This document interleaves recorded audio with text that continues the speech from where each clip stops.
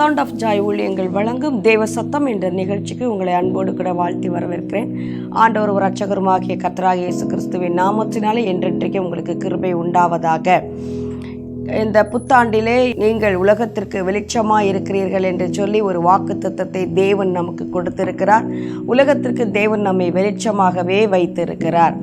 இந்த ஆண்டு மாத்திரமல்ல, என்றைக்கு நாம் ஆண்டவராக இயேசு கிறிஸ்துவை நாம் ஏற்றுக்கொண்டோமோ அன்றைக்கே அந்தகார இருளிலிருந்து தேவன் நம்மை ஆச்சரியமான ஒளிக்கு வரவழைக்கப்பட்டவருடைய புண்ணியங்களை அறிவிக்கும்படியாகவே நம்மை வெளிச்சத்தின் பிள்ளைகளாக, இருளின் பிள்ளைகளாக அல்ல, 1 யோவான் 1:7 சொல்லுகிறபடி இருளின் இன்று நாம் வெளிச்சத்தினத்திற்கு வரவழைக்கப்பட்டோம். அந்த வரவழைத்தோடைய புண்ணியங்களை அறிவிக்கும்படியாக இருளுக்கும் நமக்கும் இனி சம்பந்தம் இல்லை. ஏனென்றால் நாம் ஒளியின் பிள்ளைகளாக இருக்கிறோம், ஒளியாகி இயேசு கிறிஸ்துடைய பிள்ளைகளாக இருக்கிறோம். அவருடைய வித்து நமக்குள்ளே இருக்கிறபடினாலே நாம் இந்த உலகத்திற்கு வெளிச்சம் தருகிறவர்களாகவே இருக்கிறோம். ஆனாலும் இந்த ஆண்டிலே கர்த்தர் என்ன நம்மளோடு கூட சொன்னார், வாக்குத்தத்தம் கொடுத்தார். உலகம் எப்படி வேண்டுமானாலும் இருக்கட்டும், அது நன்மையானாலும் சரி தீமையானாலும் சரி, உலகத்துக்கு கடைசி நாட்களில் சம்பவிக்க வேண்டியவைகள் காட்டி அது சம்பவித்து கொண்டே இருக்கிறது. ஆனால் நாம் இந்த உலகத்திற்கு எப்படி இருக்க வேண்டும், வெளிச்சம் கொடுக்கிறவர்களாக இருக்க வேண்டும் என்று சொல்லி தேவன் நம்மோடு திட்டவட்டமாக பேசினார். ஆதியிலே எப்படி பூமியின் மேலே இருள் இருந்ததோ அந்த இருளை நீக்கும்படியாக பரிசுத்த ஆவியானவர் வெளிச்சத்தை கொண்டு வந்தாரோ, இன்றைக்கும் இந்த உலகத்தில் இருக்கிறதான இருளை நீக்கும்படியாக இயேசு கிறிஸ்து நமக்குள்ளே பரிசுத்த ஆவியானுடைய வெளிச்சத்தை நமக்குள்ளே வைத்து, அதுதான் அந்த மகிமையின் ரகசியம் என்று பவுல் சொன்னதான அந்த காரியங்களை நாம் பார்த்தோம். அந்த மரண இருளிலே இருக்கிறவர்களுக்கு நாம் வெளிச்சத்தை கொடுக்கும்படியாக ஆண்டவர் நம்மை வெளிச்சமாக வைத்திருக்கிறார். எதற்கு? அந்த மரண இருள் என்று சொன்னால் தேவனுடைய அன்பிலிருந்து பிரித்த, தேவனுடைய உறவிலிருந்து பிரித்த, தேவனை விட்டு நம்மை பிரிப்பது தான் மரணம். அந்த மரணத்திலிருந்து பிரிந்து இருக்கிறவர்களை மறுபடியும் கிறிஸ்துவின் ஜீவனோடு கூட இணைக்கும்படியாக கர்த்தர் நம்மை வெளிச்சத்தின் பிள்ளைகளாக தெரிந்து கொண்டார். ஆகவே மரண இருளில் திசையில் இருக்கிறவர்களுக்கு இயேசு கிறிஸ்து எப்படி ஒரு பெரிய வெளிச்சமாக வந்தாரோ அதே போல ஒரு பெரிய வெளிச்சமாக இன்றைக்கே உலகத்திலே இருக்கிற இருளிலே வாழ்ந்து கொண்டிருக்கிற ஜனங்களை வெளிச்சத்திற்கு கொண்டு வரும்படியாகவே கர்த்தர் நம்மை வெளிச்சமாக மாற்றியிருக்கிறார். அதை அப்போஸ்தலர் 26:18 பவுலுக்கு ஆண்டவர் சொல்லுகிறார், அதுதான் நம்முடைய அழைப்பாகவும் இருக்கிறது. அவர்கள் என்னை பற்றி விசுவாசத்தினாலே பாவ மன்னிப்பையும் பரிசுத்தமாக்கப்பட்ட சுதந்திரத்தையும் பெற்றுக்கொள்ளும்படியாக அவர்கள் இருளை விட்டு ஒளியினிடத்திற்கு, நாம் சாத்தானுடைய அதிகாரத்தை விட்டு தேவனிடத்திற்கு திருப்பும்படிக்கு நீ அவர்களுடைய கண்களை திறக்க வேண்டும் என்று சொல்லி தேவன் நம்மை உலகத்திற்கு வெளிச்சமாக வைத்திருக்கிறார். எதற்கு? அந்தகார இருளிலே இருக்கிறதான ஜனங்களை ஒளியாகிய கிறிஸ்துவனிடத்திலே கொண்டு வரும்படியாக, அவருடைய மனக்கண்களை திறக்கும்படியாக. ஆத்துமாக்களை ரட்சியும் ரொம்ப வருஷம் நம்ம ஜெபிச்சிட்டோம். ஆனால் இனி நம்ம சொல்ல போகிறோம், உலகத்தில் இருக்கிறதான தேவனை அறியாத ஜனங்களுடைய மனக்கண்களை திறக்கும்படியாக நம்மளுக்குள்ள இருக்கிறதான வெளிச்சம், அந்த சுவிசேஷத்தின் வெளிச்சம் நாம் உலகத்திலே பிரகாசிக்க வேண்டும் என்று சொல்லி தேவனுடைய சித்தமாக இருக்கிறது. அதற்காகவே நாம் அழைக்கப்பட்டு இருக்கிறோம் என்று சொல்லி நாம் வாசித்தோம், பார்த்தோம். கர்த்தர் நமக்கு வாக்குத்தத்தம் கொடுத்தார். ஒவ்வொரு முறையும் தேவ பிள்ளைகளே, இந்த வாக்குத்தத்தத்தை நான் ஒவ்வொரு வாரமும் செய்தி கொடுக்கும் பொழுதும் தேவனுடைய சமூகத்திலே விழுந்திருந்து கர்த்தரிடத்திலே பல மணி நேரங்கள் காத்திருந்து ஒவ்வொரு செய்தியும் பவுல் சொல்லுகிறதை போல பிரசவ வேதனை படுகிறதான அந்த ஒரு காரியத்தில் இருந்துதான், பிரசவ வேதனை பட்டுதான் ஒவ்வொரு செய்தியும் கர்த்தர் என்ன சொல்லுகிறாரோ அதை மாத்திரமே நாங்கள் உங்களிடத்திலே பகிர்ந்து கொள்ளுகிறவர்களாக இருக்கிறோம். கர்த்தருடைய வாயாகத்தான், கர்த்தருடைய சத்தமாகத்தான், தேவ சத்தமாகவே தான் இந்த நிகழ்ச்சியை கர்த்தர் நமக்கு தந்து கொண்டிருக்கிறார். அதை என்னாலும் உணர முடிகிறது. அது எனக்கே மிகப்பெரிய ஆசீர்வாதமாக இருக்கிறது. கர்த்தர் நம்மோடு பேசுகிறதான காரியங்கள். இன்றைக்கும் இந்த புத்தாண்டிலும் தேவனே உங்களுக்கு ஒரு வாக்குத்தத்தத்தை கொடுத்திருக்கிறார். நீங்கள் உலகத்திற்கு வெளிச்சமாக மாற வேண்டும் என்பது தேவ சித்தமாக இருக்கிறது. ஆகவே ஒன்று, எதற்காக அந்த வெளிச்சம்? தேவனுடைய சுவிசேஷத்தின் ஒளியை நாம் தேவனுக்கு உலகத்திற்கு கொடுக்கும்படியாக அந்த வெளிச்சம் நமக்குள்ளே பிரகாசித்தது என்று பார்த்தோம். இந்த வாரத்திலும் இந்த புதன்கிழமை நாளிலும் இரண்டாவதாக அவருடைய வெளிச்சம் எதற்கு நமக்குள்ளே பிரகாசிக்கிறது என்று சொல்லி வேதம் தெளிவாக சொல்லுகிறது. மத்தேயு 5வது அதிகாரம் 15வது வசனம் வாசித்தோம். கர்த்தர் உங்களை, நீங்கள் இந்த உலகத்திற்கு வெளிச்சமாக இருக்கிறீர்கள், மலை மேல் இருக்கிற பட்டணம் மறைந்திருக்க முடியாது. அதே 16 ஆண்டவர் சொல்லுகிறார் பாருங்கள், இவ்விதமாய் மனுஷர் உங்கள் நற்கிரியைகளை கண்டு பரலோகத்தில் இருக்கிற உங்கள் பிதாவை மகிமைப்படுத்தும்படி உங்கள் வெளிச்சம் அவர்களுக்கு முன்பாக பிரகாசிக்க கடவது. முதலாவது இந்த வெளிச்சம் எதற்கு பிரகாசிக்கணும்? இருளில் இருக்கிற ஜனங்களுடைய கண்கள் திறக்கப்பட்டு அவர் கண்களை, மனக்கண்களை நாம் திறந்து, நமக்குள் இருக்கிற வெளிச்சத்தின் மூலமாக திறந்து அவர்களை கிறிஸ்துவின் ஒளியினிடத்திலே கொண்டு வரும்படியாக நம்முடைய வெளிச்சம் இந்த உலகத்திலே பிரகாசிக்க வேண்டும். இந்த உலகத்தில் இருக்கிற இருளிலே, அந்தகாரத்தில் இருக்கிறதான இருளிலே பிசாசானவன் மனதை குருடாக்கி வைத்திருக்கிறவர்களுடைய இருதயத்திலே இந்த ஒளியை நாம் அனுப்பி அவர்களை பிரகாசிக்க வைத்து கிறிஸ்துவிடத்திலே கொண்டு வர வேண்டிய பொறுப்பை, மிகப்பெரிய பொறுப்பை தேவ ஜனங்களாகி நம்மிடத்திலே கர்த்தர் கொடுத்திருக்கிறார். அதற்காக நம்முடைய வெளிச்சம் பிரகாசிக்க வேண்டும். இரண்டாவதாக எதற்காக பிரகாசிக்க வேண்டும்? எதற்காக நாம் வெளிச்சம் கொடுக்கும்படியாக தேவன் நம்மை தெரிந்து கொண்டார்? நாம் வாசித்தோம் மத்தேயு 5:16. இவ்விதமாய் மனுஷர் உங்கள் நற்கிரியைகளை கண்டு பரலோகத்தில் இருக்கிற உங்கள் பிதாவை மகிமைப்படுத்தும்படி உங்கள் வெளிச்சம் அவர்கள் முன்பாக பிரகாசிக்க கடவது என்று சொல்லி பார்த்தோம். இந்தியாவிலே மிஷினரியாக வந்தவர்களுடைய வாழ்க்கையெல்லாம் நாம் பார்க்கும்பொழுது தம்முடைய வாழ்க்கையவே தேவனுக்கென்று அர்ப்பணித்து இந்தியாவிலே வந்து தேவனுடைய ஊழியத்தை செய்து சுவிசேஷங்களை அறிவித்ததோடு மாத்திரமல்ல, அவர்கள் அநேக இடங்கள், இன்றைக்கி இந்தியாவிலே அதிகமான பள்ளிக்கூடங்கள், அதிகமான மருத்துவமனைகள், அதிகமான அநாதை இல்லைகள் அந்த நாட்களிலே மிஷினரிகள் கட்டினது தான். இன்றைக்கு இந்தியா இப்படி ஒரு வளமான நாடாக இருக்கிறது என்று சொன்னால், ஆசீர்வாதமாக இருக்கிறது என்று சொன்னால், அந்த நாளிலே மிஷினரியாக வந்தவர்கள் அவர்கள் தங்களுடைய நற்கிரியைகளை இந்தியாவிலே செய்திருக்கிறார்கள். அது மாத்திரமல்ல, அவர்கள் இலவசமாய் கொடுத்திருக்கிறார்கள், தங்களையே ஊற்றி கொடுத்திருக்கிறார்கள். தங்களுக்கு உண்டான சொத்து எல்லாவற்றையும் விற்று வந்து இந்த இந்தியாவிலே இவற்றை எல்லாம் நிறுவியிருக்கிறார்கள். நமக்கு தெரியும், டோனாவூரில் இருக்கிறதான அந்த காரியங்களானாலும் சரி, வேலூர் சிஎம்சி மருத்துவமனை ஆனாலும் சரி, டேம் முல்லைப்பெரியார் டேம் ஆனாலும் சரி, எல்லாரும் தங்களை மிஷனரியாக வந்தவர்கள் தங்களையே ஊற்றி கொடுத்து, தங்களை தேவனுக்கென்று அர்ப்பணித்து, தங்களுக்கு உண்டான சொத்து எல்லாவற்றையுமே கொடுத்து, ராக்லாண்ட் சிவகாசியில் பார்க்க முடியும். ராக்லாண்ட் அவர் தொப்பியிலே கூழ் வாங்கி வந்து குடித்து கொண்டு சுவிசேஷத்தை அறிவித்தவர், பெரிய கோடீஸ்வரனாக இருந்தவர். இந்தியாவில் வந்து அப்படியெல்லாம் அவர்கள் வாழ்ந்து தேவனுக்கு முன்பாக தன்னுடைய நற்கிரியைகளை ஜனங்களுக்கு காண்பித்து அப்படியாக கிறிஸ்துவின் ஒளியை அவர்கள் பிரகாசிக்க செய்து பிதாவுடைய நாமத்தை மகிமைப்படுத்தினார்கள். ஹல்லேலூயா சொல்லலாமா? அது மாத்திரமல்ல, அன்னை தெரசாவை நாம் எல்லோருக்கும் தெரியும். அன்னை தெரசாமாவுடைய காரியங்களை ஒரு டிபிஎம் பாஸ்டர் ஒருவர் சொல்லும்போது சொல்லுகிறார், அவர் நின்று கொண்டிருந்த இடத்திலே ஒரு குழந்தை, பிச்சைக்கார குழந்தை அனாதையாக கிடந்தது. அது அப்படியே மோஷன் எல்லாம் போய், யூரின் எல்லாம் போய் அப்படியே ஒரு சாக்கடையில் கிடந்ததை போல கிடந்தது. அவர் பார்த்து விட்டு எங்கே தன்னுடைய வெள்ளை துணியிலே அசிங்கமாகி விடுமோ என்று சொல்லி ஒதுக்கி கொண்டு போனாராம்.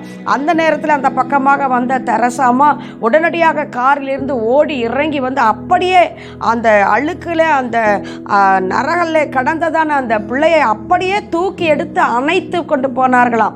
அப்படியே துடைத்தெடுத்து அப்படியே அணைத்து கொண்டார்களாம். எப்படி இந்த அன்பு அவர்களுக்குள்ளே வந்தது? குஷ்டரோகிகளை அப்படியே அவர்கள் அணைத்து கொள்வார்களாம். அவங்க கையினாலே அவர்களை தொட்டு தூக்கி அப்படியெல்லாம் செய்வார்களாம். அது எப்படி அவர்களாலே முடிந்தது என்று கேட்டபொழுது அன்னை தெரசாமா அவர்கள் வாயினாலே சொன்ன வார்த்தை, இயேசு கிறிஸ்துடைய அன்பு என்னுடைய இருதயத்திலே ஊற்றப்பட்டிருந்தபடினாலே அந்த அன்பு தான் என்னை இப்படி நெருக்கி ஏவினது என்று சொல்லி அவர்கள் சொன்னார்கள். அவர்கள் தேவனுடைய நாமத்தை மகிமைப்படுத்தினார்கள். தேவ பிள்ளைகளே, இப்படித்தான் நமக்கு முன்பாக மேகம் போன்ற இத்தனை திரளான சாட்சிகளை தேவன் நமக்கு வைத்திருக்கிறார். அவர்கள் எல்லோரும் தேவனுக்கு முன்பாக தன்னுடைய நற்கிரியைகளை அறிவித்து, நற்கிரியைகளை செய்து பிதாவுக்கு முன்பாக தம்முடைய வெளிச்சத்தை பிரகாசிக்க வைத்தார்கள். எது பிரகாசம் நீங்க நினைக்கிறீங்க? எது வெளிச்சம் நினைக்கிறீங்க?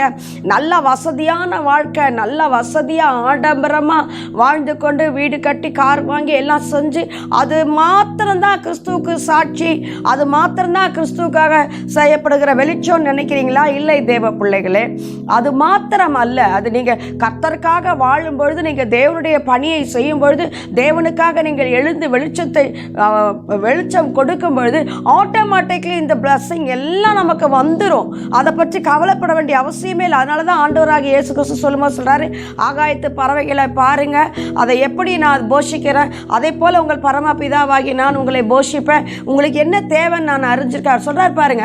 காட்டு புஷ்பம் கூட என்ன செய்யலையாம், காட்டு புஷ்பத்தை உடுத்தி இருந்ததை போல சாலமோன் ராஜா கூட உடுத்தலையாம். இருக்கிறதுலே ரொம்ப சம்பிரதாயமாக சுகமாக வாழ்ந்த மனிதன் யார் என்று கேட்டால் சாலமோன். அது தேசங்களில் எல்லாருக்கும் தெரியும், உலகத்துக்கே தெரியும். ஆனால் ஆண்டவர் சொல்கிறார் பாருங்க, காட்டு புஷ்பம் கூட என்ன காட்டு புஷ்பத்தை போல கூட சாலமோன் உடுத்தி இருந்தது இல்லை என்று சொல்கிறார். அப்போ எவ்வளவு அழகாக காட்டு புஷ்பத்தை உடுத்து வைக்கிற தேவன் நான் உங்களை உடுத்து வைக்க மாட்டேனா என்று கேட்கிறார். நீங்கள் தேவ ராஜ்யத்தின் பணியை நீங்கள் செய்யும் பொழுது, உங்கள் வெளிச்சத்தை நீங்கள் மற்றவர்களுக்கு முன்பாக பிரகாசிக்கும் பொழுது, இந்த உலக ஆசீர்வாதங்கள் எல்லாம் உங்கள் பின்னாடி ஓடி வரும்.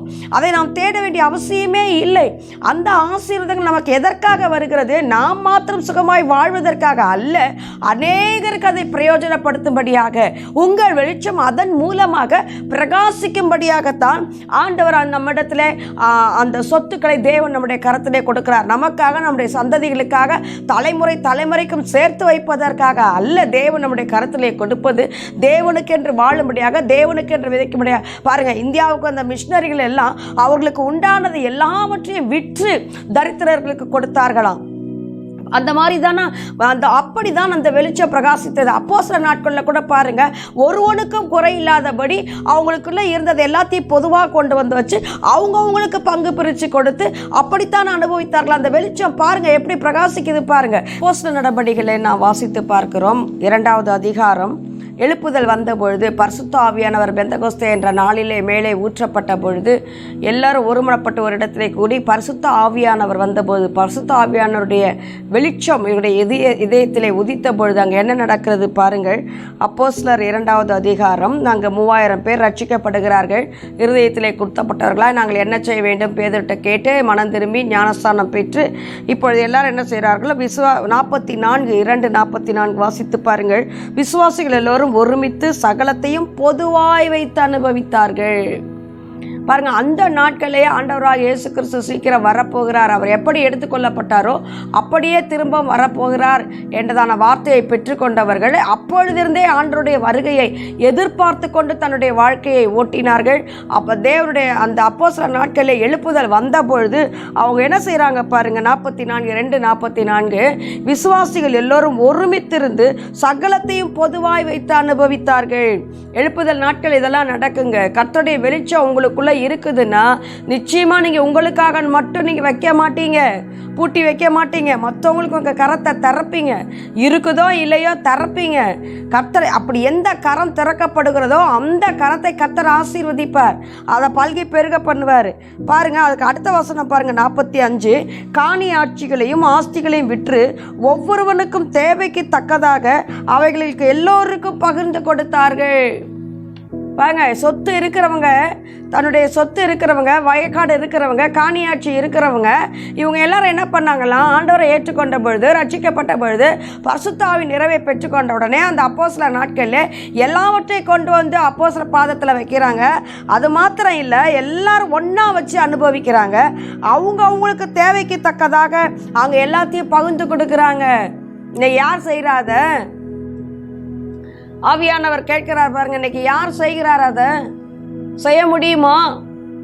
ஆண்டவரை நான் செய்வேன்னு நீங்க சொல்ல முடியுமா? அப்படி செய்யறேன்னு நீங்க சொல்லி ஒப்பு கொடுத்து பாருங்க, கர்த்தர் உங்களை ஆசீர்வதிக்காம விட மாட்டாருங்க. உங்க வெளிச்சம் எழும்பி பிரகாசிக்கும்.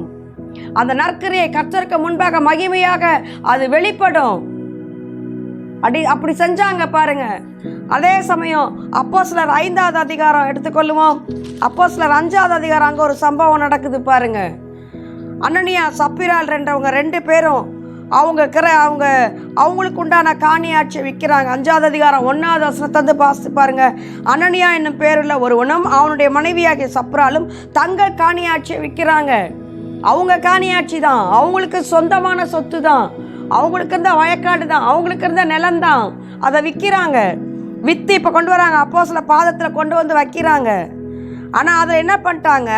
2 பேரும் சேர்ந்து அதில் ஒரு சிறிய பங்கை வஞ்சித்து வைத்து கொண்டார்கள். இவங்க சொத்து தான், இவங்களுக்கு சொந்தமானதான், இவங்க விற்று இவங்களுக்கு வச்சுக்கொள்ள உரிமை இருக்கு. அதை கொண்டு வந்து கொடுக்கணும்னு அவசியம் இல்லை. ஆனால் பரிசுத்தாவின் அபிஷேகம் பெற்றுக்கொண்ட பின்பு அந்த வெளிச்சம் உங்களுக்குள்ளேருந்து எழும்புது. அது விட்டு கொண்டு வந்து அப்போஸ்தலர் பாதத்தில் வைக்கிறாங்க. ஆனாலும் பாருங்க, ஒரு பக்கத்தில் கொஞ்சம் இருள், அந்த இருளுக்கு இடம் கொடுத்துருக்காங்க பாருங்க. நீங்கள் முழுக்க வெளிச்சத்துக்கு இடம் கொடுக்க முடியும், அதில் கொஞ்சம் இருளுக்கும் இடம் கொடுக்க முடியும். அதனால தான் ஆழத்தின் மேல் இருள் இருந்தது, வெளிச்சம் வந்துச்சு. ஆண்டவர் இருளையும் வெளிச்சத்தையும் பிரிச்சாராம். வெளிச்சம் தான் வந்துச்சு, எங்கேருந்து வந்தது இருள்னு சொல்லி ஒரு போதகர் கேட்குறாரு.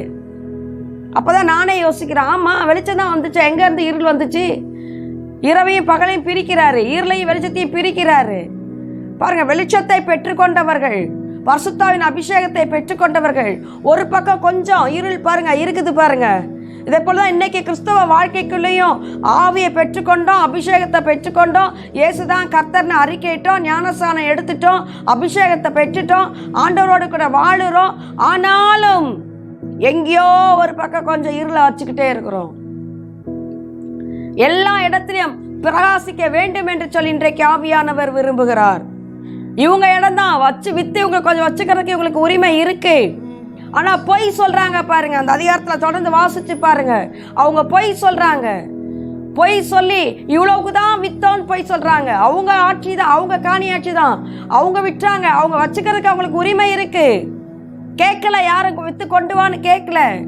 ஆனா ஆவியானவருடைய கிரியைக்கு இங்க கீழ்ப்படிஞ்சு போய் செய்யறாங்க. ஆனாலும் கொஞ்சம் பாருங்க, அங்க கொஞ்சம் அவிசுவாசம். ஒருவேளை இயேசு வரலன்னா நமக்கு வேணுமே, பழைக்க வேணுமே. இன்னைக்கு அப்படிதான் இருக்கும். இன்னும் இயேசு கிறிஸ்து வரலையே, 2000 வருஷம் ஆயிடுச்சா, இன்னும் வரலையே, இனி எப்போ வருவாரோ? அதுக்காக எனக்கு, என் பிள்ளைகளுக்கு, என் பிள்ளையோட பிள்ளைகளுக்கு, அந்த பிள்ளைகளோட பிள்ளைகளுக்கு நான் இன்னும் சொத்து சேர்த்து வைக்கணுமே. இன்னைக்கு அதான் செஞ்சுட்டு இருக்கோம். அந்த பயம் தான் இவங்களுக்கும். கொஞ்சம் அப்படி பாருங்க, ஒரு இருள் இருக்குதாங்க, சேர்த்து வைக்கிறாங்க, உடனே தனியா பிரிச்சு வச்சுக்கிறாங்க. கொஞ்சம் ஒருவேளை இயேசு கிறிஸ்து வர லேட் ஆயிடுச்சுன்னா அப்படி கொஞ்சம் பிரிச்சு வைக்கிறாங்க. அதை இவ்வளவுக்கு தான் வித்தோன்னு உண்மையை சொல்லியிருக்கலாம் பேதர்கிட்ட. நாங்கள் இவ்வளோக்கு தான் விட்டுறோம் அப்படின்னு சொல்லியிருக்கலாம். நான் இவ்வளோ வச்சிருக்கேன், எனக்கு கொஞ்சம் வச்சுக்கிட்டேன் அப்படின்னு சொல்லியிருந்தா அவங்க ஒன்றும் செய்ய போகிறது இல்லை. ஆனால் அவங்க பொய் சொல்கிறாங்க பாருங்க. அதான் பேதர் கேட்குறார், நாலு அதை விற்க முன்னே அது உங்களுடையதாக இருக்கவில்லையோ? அதை விற்ற பின்பும் அதன் கிரயம் உங்கள் வசத்தில் இருக்கவில்லையோ? நீ உன் இருதயத்தில் இப்படிப்பட்ட எண்ணம் கொண்டது என்ன? நீ மனுஷனிடத்தில் அல்ல, தேவனிடத்தில் போய் சொன்னாய். அவ்வளோதான், அனனியா விழுந்து செத்தான். எழுப்புதல் நாட்கள் இதான் நடக்கும். உங்க வெளிச்சம் எழும்பி பிரகாசிக்கும் போது அந்த வெளிச்சத்துக்கு முன்னாடி எந்த இருளும் நிற்க முடியாது, இருள் பற்றி கொண்டு இருக்க முடியாது. எல்லா பக்கத்திலையும் நீங்க வெளிச்சத்திற்கு இடம் கொடுக்கும் பொழுது, ஆவியானவர் கிரியை செய்வதற்கு இடம் கொடுக்கும் பொழுது, எல்லா இடத்துலையும் இந்த வெளிச்சம் பிரகாசிக்கும் பொழுது அங்க இருள் நிற்க முடியாது. இருளுக்கு இடம் கொடுத்த அனனியா விழுந்து அந்த இடத்துல செத்தான். அதன் பின்பு பின்னாடியே வந்த சப்பிராள் அவட்ட கேட்கிறாங்க, அவளும் அதையே சொல்றா. திரும்ப தேவனிடத்துல போய் சொல்லுகிறதுக்கு சாத்தான் உன் இருதயத்தை நிரப்புனது என்ன? உன் புருஷனை அடக்காம நான் கால் வாசப்படிக்கு வந்திருக்கு, நீயும் போ. அவ்வளவுதான், அவளும் விழுந்து செத்தா. தேவ பிள்ளைகளே, இதை பயமுறுத்துவதற்காக நான் சொல்லவில்லை.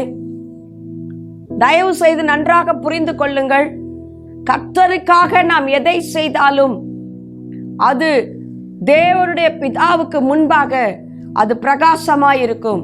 உங்கள் நற்கிரிகளை கண்டு உங்கள் பரமபிதா உங்களில் மகிமைப்படுகிறார்.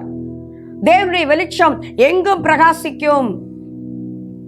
தாவீது பாருங்க, தனக்கென்று இருந்ததை எல்லாம் ஆண்டவருக்கு கொடுத்த ஒரு மனிதன் தாவீது. சவரித்து வைத்த எல்லாவற்றையும் தேவனுடைய ஆலயம் கட்டுவதற்காக கொடுத்தாராம். வெள்ளி எண்ணமற்று போயிருந்ததா அவருடைய நாட்கள்ல, தெருவெல்லாம் கொட்டி கிடந்ததாம். அப்படி தேவன் ஆசீர்வதித்தார். ஏன் தெரியுமா? கொடுக்கிற மனிதன் தாவீது, கர்த்தருக்கென்று கொடுக்கிற மனிதன் தாவீது. எவ்வளவு தேவன் உயர்த்தினாலும் சணல் போத்தை தரிச்சிட்டு தேவனுடைய உடன்படிக்கை பெட்டிக்கு முன்னாக தன்னை தாழ்த்தி ஆடுகிற ஒரு தேவ மனிதன். அதனாலதான் ஆண்டு சொன்னார், இவன் என் இருதயத்துக்கு ஏற்றவன். அள்ளி கொடுத்தாருங்க ஆசீர்வாதத்தை ஆண்டவர் அவனுக்கு. ஆடுகளுக்கு பின்னாடி போனவன சமஸ்த இஸ்ரவேலுக்கு ராஜாவா மாத்தினாரு. தேவனுடைய வீட்டை குறித்த பக்தி வைராக்கியம் என்னை பட்சித்ததுன்னு சொல்லுகிறாரு. இயேசு கிறிஸ்து அந்த வார்த்தையை சொல்றாரு. தேவனுடைய வீட்டை குறித்த பக்தி வைராக்கியம் என்னை பட்சித்தது. இன்றைக்கு ஆவியானவர் கேட்கிறார், வீடு வாங்க, ஒலிவத்தோப்பு வாங்க, திராட்சை தோட்டம் வாங்க. அன்னைக்கு எலிசா கேட்டான் கேயாசி கிட்ட, இதுவா காலம்? என் மனம் உன்னோடு கூட வரலையா? நாகமான்ட்ட போய் நீ வாங்கும்போது என்னோட மனம் உன்னோட கூட வரலையா கேட்டார் பாருங்க. தேவ பிள்ளைகளே, இன்றைக்கு நாம் எப்படி இருக்கிறோம்? பரிசுத்த ஆவியானவருக்குள் அவருடைய வெளிச்சம் எல்லா பகுதியிலும் நமக்கு பிரகாசிக்க வேண்டும் என்று சொல்லி ஆவியானவர் விரும்புகிறார். நம்மை கடிந்து கொள்ளுவதற்கு அல்ல, நம்மை சீர்படுத்தி மங்கி எரிகிற தீயை சீர்படுத்தி இன்னும் கர்த்தருக்காய் பிரகாசமாக எரியும்படியாக ஆண்டவர் விரும்புகிறார். ஆகவே உங்கள் வெளிச்சம் அவர்களுக்கு முன்பாக பிரகாசிக்கும்படி கர்த்தருடைய ஆவியானவர் இன்றைக்கு நம்ம மத்தியில் இடைப்பட்டு கொண்டிருக்கிறார். கிறிஸ்துவின் ஒளி உங்களுக்குள்ள வந்த உடனே அப்போஸ்தல நாட்கள் அந்த பெந்தகோஸ்தே எழுப்புதல், எது எழுப்புதல் பார்க்குறீங்க? இதுதான் எழுப்புதல்.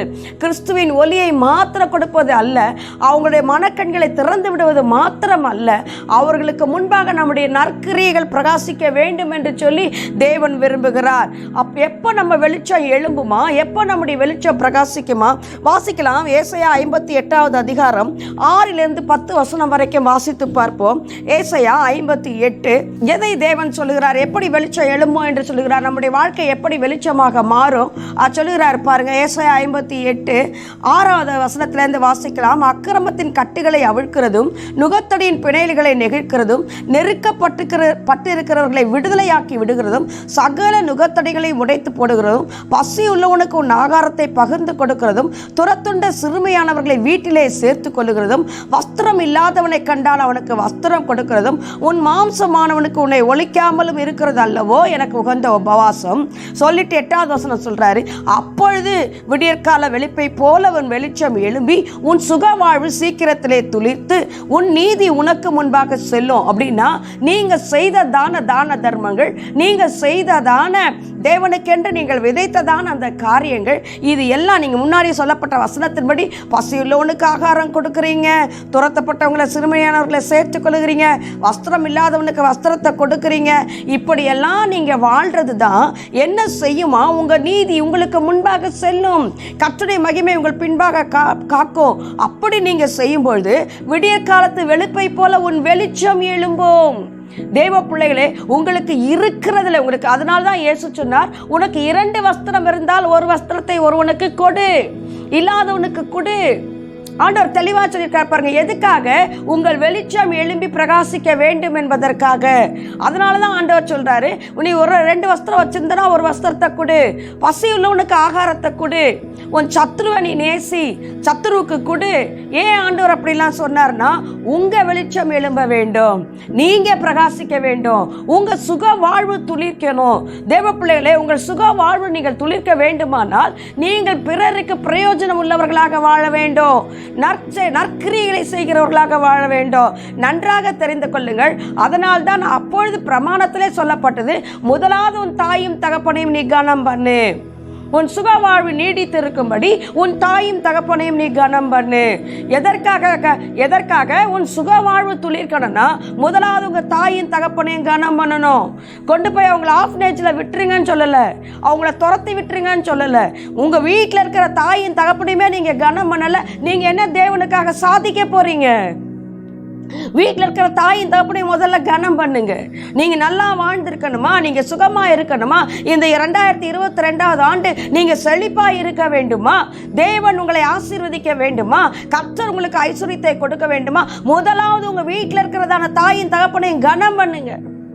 சாப்பிட்டீங்களான்னு பாசத்தோட கேளுங்க, உங்களுக்கு என்ன தேவைன்னு கேளுங்க, அவங்கள கனம் பண்ணுங்க. பாருங்க, புறஜாதியா இருக்கிறவங்க அதை செய்யறாங்க, அதை ஒரு பெரிய பாடமாவே எடுக்கிறாங்க. அதை சொல்லப்பட்ட உடனே இங்கேருந்து அவங்க ஃபோன் பண்ணி உடனே தாய் தகப்பன்ட்ட மன்னிப்பு கேட்குறாங்க. ஆஃப்னேஜில் இருக்கிறவங்கள உடனே கூப்பிட்டு வீட்டுக்கு வந்துருங்கன்னு சொல்லிடுறாங்க. அங்கே தடைப்பட்ட காரியங்கள் எல்லாம் நடந்துருதான். பாருங்க, நம்மளுடைய டீச்சிங்கை பிசாசானவன் எடுத்து இன்றைக்கு போதித்து கொண்டு இருக்கிறான். அவங்க ஆசீர்வாதமா வாழ்றதுக்கு காரணம் என்னன்னு நினைக்கிறீங்க? உடனடியாக அந்த வார்த்தைக்கு செவி கொடுத்து கீழ்ப்படுகிறாங்க, மனம் திரும்புறாங்க. உடனே ஆப்னேஜில் இருக்கிற தாயின் தப்படி நான் கண்ணால் பார்த்தேங்க. தாயின் தகப்படி கூப்பிட்டு வராங்க, உடனே அடுத்த ஃபோன் வருது, இதுவரைக்கும் விற்காம இருந்த 80 ஏக்கர் நல்ல விலைக்கு விற்று நல்ல லாபம் உங்களுக்கு வந்திருக்குன்னு உடனடியாக அடுத்த நிமிஷம் ஃபோன் வருதுங்க. என் கண்ணால் நான் பார்த்தேன். பாருங்க, இன்னைக்கு பிசாசனவன் எப்படி கிரியை செய்து கொண்டு இருக்கிறான். ஆனால் நம்ம என்ன செய்து கொண்டு இருக்கிறோம்? வீட்டில் இருக்கிற தாயின் தகப்பனை கனம் பண்ணுகிறது இல்லை, அவங்களுடைய மனசு குளிரும்படியா நடந்து கொள்வது இல்லை. எங்க இருந்து ஆசீர்வாதம் வரும்? 24 மணி நேரம் உழைத்தாலும் உங்களுக்கு ஆசீர்வாதம் வராது. நீங்க ரொம்ப கஷ்டப்படணும், வேதனைப்படணும். உங்கள் நற்கிரியைகளை கண்டு பிதா மகிமைப்படணும். முதலாவது உங்க வீட்டில் ஃபர்ஸ்ட் தொடங்குங்க. உங்க தாயின் தகப்பனை நீங்க கனம் பண்ணுங்க. உங்க வாழ்க்கை நீடித்திருக்க வேண்டுமா? நீங்க சுகமாய் வாழ வேண்டுமா? நீங்க பலனாய் வாழ வேண்டுமா? ஆசீர்வாதமா இருக்கணுமா? வியாதி உங்களை விட்டு நீங்கணுமா? நீங்க பலத்தோடு கிறிஸ்துவின் பலத்தோடு கூட வாழணுமா? முதலாவது உன் தாயின் தகப்பனையும் கனம் பண்ணு. கனம் பண்ண கற்றுக்கொள்ளுங்க. அப்படி வாழும்பொழுது இப்பொழுது பரிசுத்த ஆவியானவர் இந்த காரியத்தை சொல்லுகிறார். நான் எடுக்கல, ஆனா ஆவியானவர் பேசி கொண்டு இருக்கிறார். நாம் மனம் திரும்புவோம், தேவனுடைய பட்சத்தில் திரும்புவோம். இந்த ஆண்டு நம்முடைய வாழ்க்கை நமக்கு மாத்திரமல்ல, உலகத்திற்கு ஆசீர்வாதமாக மாற வேண்டும். வெளிச்சம் கொடுக்கிறவர்களாக இருக்க வேண்டும். அப்படி வாழும்போது அந்த வெளிய காலத்து வெளுப்பை போல வெளிச்சம் எழும்புமா. அப்புறம் 9 சொல்றாரு, அப்பொழுது நீ கூப்பிடுவாய், நான் உனக்கு மறு உத்தரவு கொடுப்பேன். இதுவரைக்கும் உங்க வாழ்க்கையில நீங்க கேட்கிற ஒரு காரியத்துக்கும் தேவன் பதில் கொடுக்கவே இல்லையா? காணாதவரை போல இருக்கிறாரா? உபவாசம் எடுத்து ஜெபிக்கிறீங்க, ஆனா உங்க ஜெபத்துக்கு பதிலே இல்லை. இன்னைக்கு அநேக கிறிஸ்தவங்களுடைய வாழ்க்கையில ஆசீர்வாதம் இல்லை. ஊழியக்காரர்களுடைய வாழ்க்கையில ஒரு பெரிய ரிவைவல் இல்லை. காரணம் என்ன? முதலாவது உங்க வீட்டில் இருக்கிற ஜனங்களை நீங்க கனம் பண்ண கற்றுக்கொள்ளுங்கள். உங்கள் உறவுகளை சீர்படுத்துங்கள். உங்கள் உறவுகளோடு கூட நீங்கள் நன்றாக அவர்களோடு கூட உட்கார்ந்து பாசத்தோடு பேசுங்க. அவங்களுக்கு என்ன தேவைங்கிறத அறிந்து கொள்ளுங்க. அவங்களுக்கு உதவி செய்யுங்க. அப்போ ஆட்டோமேட்டிக்லி நீங்க கூப்பிடும்போது வேதம் சொல்லுகிறது, அப்பொழுது தேவன் உங்களுக்கு பதில் கொடுப்பாராம். அதை விட்டுட்டு நீங்க எவ்வளவு செய்தாலும் ஆண்டவர் பதில் கொடுக்க மாட்டார். நம்முடைய நற்கிரியைகளை தேவன் எதிர்பார்க்கிறார். அப்பொழுது நீ கூப்பிடுவாய், நான் உனக்கு மறு உத்தரவு கொடுப்பேன். 58:9 வாசிச்சு பாருங்க. நீ சத்தமிடுவா, இதோ நான் இருக்கிறேன் என்று சொல்லுவேன். நுகத்தடிகளையும் விரலிட்டுதலையும் நிபச்சொலையும் உன் நடுவில் இருந்து அகற்றுவேன். உங்களுக்கு விரோதமா பேசுறாங்களா? உங்களுக்கு நிந்தையான பேச்சுகளை பேசுறாங்களா? உங்களை அவமானப்படுத்துகிறார்களா? பாருங்க, வேதம் எவ்வளவு அழகா தெளிவா சொல்லுது பாருங்க. நீங்க தேவனுக்கு என்று எழும்புங்க. முதல்ல மற்றவங்களுக்கு நன்மை செய்யுங்க. நன்மை செய்ய படிங்க. நன்மை செய்யும் பொழுது கர்த்தர் சொல்றார் பாருங்க, உன்னுடைய அபசொல்ல நான் உன் நடுவில் இருந்து நீக்குவேன். உன் நிந்தையை நான் என்ன செய்வேன்? நீக்குவேன். பசியுள்ள இடத்தில் உன் ஆத்மாவை சாய்த்து சிறுமைப்பட்ட ஆத்மாவை திருப்தியாக்கினால் 10வது வசனம், அப்பொழுது இருளில் உன் வெளிச்சம் உதித்து உன் அந்தகாரம் மத்தியானத்தை போலாகுமா. நீதிமான்கள் பட்ட பகல் வரைக்கும் பிரகாசிக்கிற சூரியனை போல் இருப்பார்கள். யார் நீதிமான்? இயேசுவின் ரத்தத்தில் கழுவப்பட்ட நம்ம எல்லாரும் நீதிமான் தான். நீதிமானை போல நாம் பிரகாசிக்கணும். ஏன் பிரகாசம் இல்லை? ஏன் இருள இருக்கிறோம்? வேதம் தெளிவாக சொல்லுகிறது, பசியுள்ள இடத்துல உங்க ஆத்மாவை நீங்க சாய்க்கல. விரட்டப்பட்டு துரத்தப்பட்டு வந்தவங்களை உங்க வீட்டுக்குள்ள நீங்க சேர்த்துக்கல, விரட்டி அடிச்சிட்டீங்க. அவங்கள விரட்டல, நீங்க இயேசுவை விரட்டிட்டீங்க. நன்றாக அறிந்து கொள்ளுங்கள். அவங்க மனவேதனையோடு கூட கண்ணீரோடு கூட உங்க வீட்டில இருந்து போனாங்கன்னா அவங்க போகல, இயேசுவை நீங்க விரட்டிட்டீங்க. அதனாலதான் அழகா ஆண்டவர் சொல்றாரு, மத்தேயுல 25வது அதிகாரத்துல சொல்றாரு, நான் பசியா இருந்தேன், நீ எனக்கு ஆகாரம் கொடுக்கல. நான் துரத்தப்பட்டவனா இருந்தேன், நீ என்னை சேர்த்து கொள்ளல. நான் சிறையில இருந்தேன், நீ என்னை வந்து பார்க்க வரல. நான் வியாதியா இருந்தேன், நீ என்னை வந்து பார்க்க வரல. யார பரலோக ராஜ்யத்துக்கு சேர்க்கிறார்? அந்த அதிகாரத்தை எடுத்து வாசிக்கலாமா? மத்தேயு 25வது அதிகாரம் 34-45 வரைக்கும் பாருங்க. 34 வாசிப்போம். மத்தேயு 25:34. அப்பொழுது ராஜா தமது வலது பக்கத்தில் நிற்பவர்களை பார்த்து, வாருங்கள், என் பிதாவினால் ஆசீர்வதிக்கப்பட்டவர்களே, உலகம் உண்டானது முதல் உங்களுக்காக ஆயத்தம் பண்ணப்பட்டிருக்கிற ராஜ்யத்தை சுதந்தரித்துக் கொள்ளுங்கள். யாரை பார்த்து சொல்றார் இந்த வார்த்தையை? பிதாவினால் ஆசீர்வதிக்கப்பட்டவர்களே, உங்களுக்காக ஆயத்தம் பண்ணப்பட்டிருக்கிற ராஜ்யத்தை, தேவ ராஜ்யத்தை, பரலோக ராஜ்யத்தை சுதந்தரித்துக் கொள்ளுங்கள். யாருக்கு சொல்லுகிறாரு? தேவனுக்காக எழும்பி பெரிய காரியங்களை செய்தவர்களுக்கு அல்ல, மரித்தவர்களை உயிரோடு கூட எழுப்பினவர்களுக்கு அல்ல, தீர்க்க தரிசனம் உரைத்தவர்களுக்கு அல்ல, எழும்பி பெரிய லெவல்ல ஊழியம் செய்தவர்களுக்கு அல்ல. ஆண்டவர் சொல்றாரு, எதுக்காக அங்க வாங்கன்னு ஏன் ஆண்டவர் சொல்றாரு? பரலோக ராஜ்யத்தையே சுதந்திரிக்கீங்கன்னு சொல்றாரு. அடுத்த வசனம் வாசிங்க. மத்தேயு 25:35. பசியா இருந்தேன், எனக்கு போஜனம் கொடுத்தீர்கள். தாகமா இருந்தேன், என் தாகத்தை தீர்த்தீர்கள். அந்நியனா இருந்தேன், என்னை சேர்த்து கொண்டீர்கள். வஸ்திரம் இல்லாதிருந்தேன், எனக்கு வஸ்திரத்தை கொடுத்தீர்கள். வியாதியா இருந்தேன், என்னை விசாரிக்க வந்தீர்கள். காவலில் இருந்தேன், என்னை பார்க்க வந்தீர்கள் என்பார். ஹல்லேலூயா.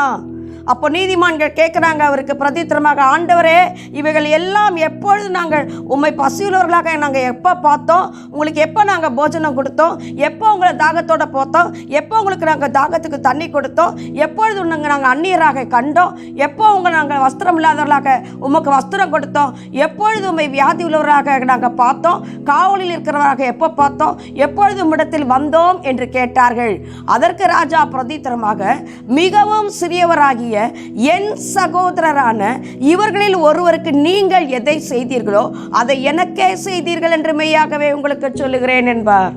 அல்லேலூயா, அல்லேலூயா. பாருங்க, வேதம் தெளிவாய் சொல்லுது, மிகவும் சிறியவராகிய என் சகோதரரான தேவ பிள்ளைகளுக்கு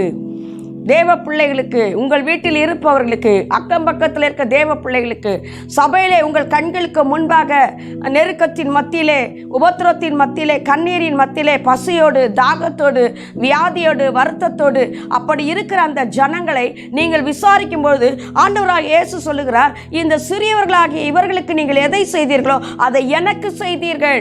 ஆகவே பிதாவினால் உண்டாக்கப்பட்ட பரலோக ராஜ்யத்திலே சந்தோஷமாக பிரவேசியுங்கள் என்று சொல்லுகிறார். அருமையான தேவனுடைய பிள்ளைகளே, நாம் என்ன செய்து கொண்டு இருக்கிறோம்? இதைத்தான் யாக்கோபு சொல்லுகிறார். யாக்கோபு 2வது அதிகாரம் 13வது வசனம், இரக்கம் செய்யாதவனுக்கு இரக்கமில்லாத நியாய தீர்ப்பு உண்டாயிருக்கிறது, நியாய தீர்ப்புக்கு முன்பாக இரக்கம் மேன்மை பாராட்டுமாம். தேவ பிள்ளைகளை பாருங்க, அங்க சொல்றாரு பாருங்க, இரக்கம் இல்லாதவனுக்கு இரக்கம் இல்லாத நியாய தீர்ப்பு காத்திருக்கிறது. நீங்கள் மற்றவர்களுக்கு இரக்கம் செய்யும் பொழுது, மற்றவர்கள் பசியாய் இருக்கும் பொழுது அவங்களுக்கு ஆகாரம் கொடுக்கும் பொழுது, வஸ்திரம் இல்லாமல் இருக்கிறவர்களுக்கு நீங்கள் வஸ்திரத்தை கொடுக்கும் பொழுது, அதான் இயேசு சொன்னாருங்க, 2 வஸ்திரம் வாங்கிட்டா இருக்கா, ஒரு வஸ்திரத்தை கொடுத்துரு. நாங்கள் கொடுத்து கொடுத்து கொடுத்து தேவனுடைய நன்மைகளை அதிகமாக ருசிக்கிறோம். எங்ககிட்ட கேட்டிங்கன்னா எக்கச்சக்கமான சாட்சிகளை சொல்லுவேன் நான். அதெல்லாம் நாங்கள் வெளியே சொல்கிறது கிடையாது. தேவன் எங்களை கொண்டு செய்கிற நன்மைகளை நாங்கள் வெளியே சொல்கிறது கிடையாது. கர்த்தர் மாத்திரம் தெரிந்தால் போதும். அதுபோல் எங்கள் ஊழியத்தில் தேவன் எவ்வளவு அற்புதங்களை, எவ்வளவு பெரிய அடையாளங்களை செய்தாலும் நாங்கள் வெளிச்சம் போட்டு காட்டுவது கிடையாது. கர்த்தருக்கு தெரிந்தால் போதும். ஒருவன் எனக்கு ஊழியம் செய்வானால் பிதாவானவர் அவனை கனம் பண்ணுவார். பிதா கனம் பண்ணா போதும். ஹல்லேலூயா. ஆகவே தேவ பிள்ளைகளே, நீங்கள் எழும்பி நற்கிரிகளை செய்ய பழகுங்கள். நற்கிரிகள் செய்வதன் மூலமாக உங்களுக்குள் இருந்த கிறிஸ்துவின் ஒளி பிரகாசிக்கிறது. கிறிஸ்து பாருங்க, தங்கிட்ட வந்த எல்லாரையும் சுகமாக்குனாரு. 3 நாள் அவங்க பசியோடு இருக்கிறாங்க. அவங்க எப்படி போய் வழியில சோர்ந்து போவாங்க. ஒரு தகப்பனுடைய இருதயம் பாருங்க, வழியில சோர்ந்து போவார்கள் என்று சொல்லி அவங்களுக்கு ஆகாரம் கொடுக்கிறாரு. அற்புதம் அங்க செய்கிறாரு, அதிசயத்தை செய்கிறாரு. தன்னையே போஜனமாக கொடுக்கிறாரு. என் மாம்சத்தை வாங்கி புசியுங்கள், இது உங்களுக்கு ஜீவனை, நித்திய ஜீவனை கொடுக்குன்றாரு. புதிய உடன்படிக்கையின் ரசத்தை குடிங்க. பாருங்க, தன்னையே தேவன் ஊற்றி கொடுக்கிறாரு. அந்த கிறிஸ்துவின் ஒளி பிரகாசிக்குது பாருங்க. அப்படித்தான் தேவன் நம்மையும் பிரகாசிக்கும்படி இந்த இடத்துல ஒரு அழைப்பை கொடுக்கிறார். அவர்களுக்கு பரலோக ராஜ்யம். அதனால்தான் மத்தேயு 5:7 சொல்றாரு, இரக்கம் உள்ளவர்கள் பாக்கியவான்கள், அவர்கள் இரக்கம் பெறுவார்கள். உங்களுக்கு தெரியுமா, நீங்க மற்றவங்களுக்கு இரக்கம் காட்டுனீங்கன்னா பரலோக ராஜ்யத்தில் உங்களுக்கு இரக்கம் காத்திருக்கிறது. அது மாத்திரமல்ல, யாக்கோபு 2:13 அங்க சொல்லப்படுகிறது, நியாய தீர்ப்புக்கு முன்பாக இரக்கம் மேன்மை பாராட்டும். ஒருவேளை நியாய தீர்ப்பு உங்களுக்காக காத்திருந்தா அங்க நீங்க செய்யப்படுகிற நன்மைகள் அங்கு பேசப்படும். ஆண்டவரே, இவன் உங்களுக்காக இவ்வளவு நன்மைகளை செய்தான், உம்முடைய வெளிச்சத்தை மற்றவர்களுக்கு நற்கிரிகள் மூலமாய் பிரகாசிக்க வைத்தான், பரலோக ராஜ்யம் உங்களுக்கு காத்திருக்கிறது. தேவ பிள்ளைகளை இரக்கம் செய்கிறவர்களாக பாருங்க. மிஷினரிகள் எல்லாம் நம்ம நாட்டிற்கு வந்த மிஷினருடைய வாழ்க்கைகள் ஒவ்வொன்றையும் எடுத்து வாசித்து பார்த்தால் கண்ணீர் ஆறாக ஓடும். அப்படிலாம் கிறிஸ்துவனுடைய கிரியைகளை அவர்கள் வெளிக்காட்டி இருக்கிறார்கள். இப்படி வெளியே காட்டும்படிதான் தேவன் இன்றைக்கு நம்மை அழைக்கிறார். கர்த்தர் நம்ம இங்க அழைக்கிறார் பாருங்க. ஆகவே என்ன செய்யணும்? நாம் நன்மை செய்வதிலே சோர்ந்து போகாமல் நன்மை செய்யணும். இதை தான் பவுல் சொல்கிறார். ரோமர் 12வது அதிகாரம் 20-21 வாசித்து பாருங்க. உன் சத்துரு பசியா இருந்தால் அவனுக்கு ஆகாரம் கொடு. அவர் இன்னும் ஒரு படி மேலே போயிட்டாரு. இயேசு சொன்னார், உன்கிட்ட கேட்கறவனுக்கு கொடு. ஆண்டவன் சொன்னார் இந்த இடத்துல, உன் சத்துரு பசியா இருந்தால் ஆகாரம் கொடு. இங்க பாருங்க, பவுல் சொல்றார் பாருங்க, ரோமர் 12:20-21, உன் சத்துரு பசியா இருந்தால் அவனுக்கு ஆகாரம் கொடு, அவன் தாகமாய் இருந்தால் பானம் கொடு. நீ இப்படி செய்வது நிமித்தம் எரித்தழலை அவன் தலையிலே கொட்டுகிறாய். யாருக்கு? சத்துருவுக்கு. உங்க சகோதரனுக்கு செய்யறது வேற, ஆனால் அதுவுமே ஒரு படி மேலான ஒரு அனுபவத்துக்குள்ளே நீங்கள் போகணும் அப்படின்னு சொன்னால் உங்கள் சத்துருவுக்கு நீங்கள் செய்யணும். உங்களை திட்டுறவங்களை, உங்களை அவமானமாய் பேசுகிறவர்களை, உங்களை நிந்திக்கிறவர்களை நம்ம என்ன செய்யணும்? கூப்பிட்டு நன்மை செய்து அனுப்ப வேண்டும். அவங்க பசியாக இருக்காங்கன்னு தெரிஞ்சுன்னா ஓடி போய் அவங்களுக்கு ஆகாரம் கொடுக்கணும். அவங்க தாகமாக இருந்தால் அவங்க தாகத்தை தீர்க்கணும். அவங்க வேதனையில் இருந்தால் அந்த வேதனையை நம்ம விசாரிக்கணும். அப்படி நம்ம செய்கிறோமா? அப்படி கவனிக்கிறோமா? கர்த்தர் சொல்லுகிறார், இந்த ஆண்டு நீங்க தீர்மானம் பண்ணுங்க, இந்த நல்ல ஆண்டிலே உங்கள் வாழ்க்கை ஆசீர்வாதமாக இருக்க வேண்டும் என்று சொன்னால், நீங்கள் வாழ்ந்திருக்க வேண்டும் என்று சொன்னால், உங்க வீட்டில் முதல்ல உங்க தாயின் தகப்பனையும் விசாரிங்க, கவனிங்க, அன்பு செலுத்துங்க, உங்க குடும்ப உறவுகளை சீர்படுத்துங்க, ஒருவரை ஒருவர் அன்பாய் நேசிங்க, அவங்களுக்கு உதவி செய்யுங்க. அதன் பின்பு உலகத்தில் இருக்கிற மற்றவர்களுக்கு இந்த வெளிச்சத்தை காட்டுங்க, கிறிஸ்துவின் வெளிச்சத்தை காட்டுங்க. ஓடிப்போய் உதவி செய்யுங்க. உங்களை தப்பா பேசட்டும், உங்களை அவமானமா நிந்திக்கட்டும். பாருங்க, ஒரு சின்ன கடை நாங்க வச்சிட்டு இருக்கோம். சாட்சியா கர்த்தர் சொல்றதுனால சொல்றேன். ஒரு சின்ன ஒரு ஜவுளி கடை வச்சிட்டு இருக்கோம். அந்த தாயார் மிகுந்த இந்து பக்தி உள்ளவங்க. அவங்க இந்து கோவில்களே பூசாரியா இருக்கிறவங்க. அவங்க அதிலேயே வாழ்ந்தவங்க. அவங்க கிட்டலாம் சுவிசேஷத்தை சொல்லி அவங்கள ஆண்டவர்களை கொண்டு வர முடியாது. ஆனால் அவங்க கிட்ட நான் சுவிசேஷத்தை சொல்லிகிட்டே இருந்தேன். அவங்களுக்கு பல நெருக்கங்கள். 3 பிள்ளைகள் இருந்து அவங்கள யாரும் கவனிக்கல. சொத்து இருக்குங்க, பணம் இருக்கு, இப்படி கஷ்டப்படுறவங்க ஏராளம் பேர் இருக்கிறாங்க. அவங்கள சாப்பிட்டீங்களான்னு கேட்க ஒரு ஆள் கிடையாது. எத்தனை பிள்ளைகள் இருந்தாலும் அவங்கள விசாரிக்க ஆள் கிடையாது. அப்போ ஒரு பிள்ளைய போல நான் அவங்கள விசாரிப்பேன். அம்மா சாப்பிட்டீங்களாமான்னு கேட்பேன், எப்படிமா இருக்கீங்கன்னு கேட்பேன், நான் சாப்பாடு தரட்டுமான்னு கேட்பேன். அந்த சின்ன சின்ன சின்ன காரியங்கள் அவங்க இருதயத்தில் பதிந்தது. ஒரு நாள் வந்தது, நான் அவங்களை அப்படியே ஆண்டவர்களை நடத்தி கொண்டே இருந்தேன். ஆண்டரை பற்றி அவங்களுக்கு சொல்லிகிட்டே இருந்தேன். தேவன் எப்படிப்பட்டவர் என்பதை விவரித்து கொண்டே இருந்தேன். ஒரு நாள் வந்தது, அவங்க ஒரு படுக்கையில் விழுகிறதான ஒரு சமயம் வந்தது. அவங்க கால் உடைந்து விட்டது. அவங்கள யாரும் கவனிக்கல. 3 பிள்ளைகள் இருந்து அவங்கள யாரும் கவனிக்கல. அந்த சூழ்நிலையில் ஆண்டவர் எனக்கு ஒரு அன்பை கொடுத்தார். அப்போ நாங்கள் ஓடி போய் அவங்கள விசாரித்தோம், அவங்கள கவனித்தோம். எனக்கா வயிறு வீங்கி போய் 6 மாதமாக நான் மிக கஷ்டப்பட்டேன். அந்த சூழ்நிலையும் ஐயோ அந்த தாயார் பசியாக இருப்பாங்களேன்னு சமைச்சிட்டு ஓடுவேன். எனக்கே சமைக்க முடியாது, எனக்கே சாப்பிட முடியாது, யாராவது செஞ்சு தர மாட்டாங்களான்னு இருக்கும். ஆனால் அந்த ஆத்மாவை பார்த்தேன் நான். ஐயோ பாவம், அந்த தாய்க்கு, வயதான தாய், அவங்களுக்கு ஹோட்டல் சாப்பாடுலாம் சேராது, பணம் இருக்கு, ஒன்றும் செய்ய முடியாது. இன்னைக்கு நிறைய பேர் அப்படிதான் இருக்காங்க. பணம் இருக்கு, சொத்து இருக்கு, ஆனால் அன்பா 4 வார்த்தை பேச யாரும் கிடையாது. சாப்பிட்டீங்களான்னு கேட்க யாரும் கிடையாது. பிள்ளைகள் இருக்கிறாங்க, எங்கெங்கேயோ இருக்கிறாங்க, வெளிநாடுகளில் இருக்கிறாங்க, அனாதைகளை போல இருக்கிறாங்க. அனாதை இல்லங்களுக்கு போங்க, வயதானவங்களை போய் பாருங்க, கண்ணு இல்லாமல் இருக்கிறவங்கள போய் பாருங்க. உங்களால் முடிந்த உதவிகளை அவங்களுக்கு செய்யுங்க. அவங்க கிட்ட போய் உட்கார்ந்து அன்பா பேசுங்க. அவங்களுக்கு என்ன தேவைன்னு கேளுங்க. உங்களால் முடிஞ்சதை நீங்க செய்யுங்க. இப்படி செய்வது நிமித்தம் ஆண்டவர் கிறிஸ்து வரும்பொழுது அவர் சொல்லுவார், உண்மை முத்தம் உள்ள ஊழியக்காரனேன்னு சொல்லுவார். நீ பரலோக ராஜ்யத்தில் பிரவேசின்னு சொல்லுவார். உன் பிதாவின் சந்தோஷத்துக்குள் பிரவேசின்னு சொல்லுவார். அவர் சொன்னார், நீ எனக்கே செய்தாய், இந்த மிகவும் சிறியவர்களாகி இவர்களுக்கு நீ என்ன செய்தாதையோ அது எனக்கே செய்தாய். என் சகோதராகிய சிறியவர் ஊழியர்களை விசாரிங்க, ஊழியர்களை கவனிங்க. அவங்க எந்த சூழ்நிலை இருக்கிறாங்க பாருங்க. பசியோடு இருக்கிறாங்களா, வஸ்திரம் இல்லாமல் இருக்கிறாங்களா? தேவனுக்கென்று தன்னை ஊற்றி கொடுக்கிற எத்தனையோ உண்மை முத்தமுள்ள ஊழியக்காரர்கள் பசியோடு கூட இருக்கிறாங்க. தன் குடும்பத்தின் தேவைகள் சந்திக்கப்பட முடியாம இருக்காங்க. அதெல்லாம் இருந்தா அவங்க இன்னும் ஆண்டவருக்காக நல்லா ஊழியம் செய்வாங்களே.